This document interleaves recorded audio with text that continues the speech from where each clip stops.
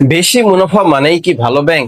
এই ভিডিও শেষে আপনাদের সামনে এমন কিছু সিক্রেট ট্রিক্স শেয়ার করব যেটা এর আগে আপনাকে কেউ কোনোদিন বলেনি। আপনি খেয়াল করে দেখবেন বাংলাদেশে যতগুলো ব্যাংক রয়েছে, সেটি সরকারি বা বেসরকারি যেই ব্যাংকই হোক না কেন, যেই ব্যাংক ভালো অবস্থানে থাকে তার মুনাফার হার কিন্তু অন্যান্য ব্যাংকের চেয়ে অনেক কম থাকে। এর কারণটা কি?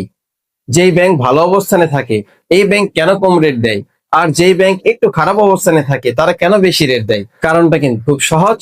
যেই ব্যাংক ভালো অবস্থানে আছে তার কিন্তু গ্রাহকের কোনো অভাব নেই, তার কিন্তু ডিপোজিটের কোনো অভাব নেই। কিন্তু যেই ব্যাংকের অবস্থান ভালো না, বা যেই ব্যাংক লিকুইডিটি ক্রাইসিসে আছে বা ডিপোজিট ক্রাইসিসে আছে, সেই ব্যাংকগুলোই কিন্তু অধিক মুনাফা দিয়ে গ্রাহক আকৃষ্ট করার চেষ্টা করে। ধরুন আপনি বেশ কিছু বড় অঙ্কের টাকা বিনিয়োগ করলেন অধিক মুনাফার আশায়।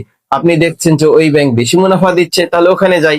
কিন্তু আপনি যখন দেখবেন যে মেয়াদ পূর্তির পরেও ব্যাংকটি আপনার যে প্রদেয় টাকা সেটি দিতে পারছে না, তখন এই অধিক মুনাফা দিয়ে আপনি কি করবেন? তখন কিন্তু এই অধিক মুনাফা আপনার কোনো কাজে আসবে না। কারণ আপনি যদি আপনার টাকা প্রয়োজনের সময় না পান, তাহলে এই অধিক মুনাফার আসলে দরকারটা কি? তাই অধিক মুনাফার আশায় হুট করে একটি ব্যাংকে বিনিয়োগ করবেন না। মুনাফা একটু কম পান, কিন্তু আপনার এই টাকাটা যেন কি থাকে, নিরাপদ থাকে। আপনি যেন আপনার প্রয়োজনের সময় এই টাকাটি ফেরত পান, সেই ব্যাংকে অবশ্যই বিনিয়োগ করবেন। ভিডিওটি ভালো লাগলে সবার সাথে শেয়ার করে রাখতে পারেন, যাতে সবাই উপকৃত হয়।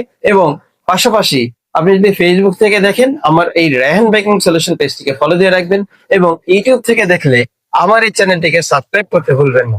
ভালো এবং নিরাপদ থাকুক আপনার টাকা।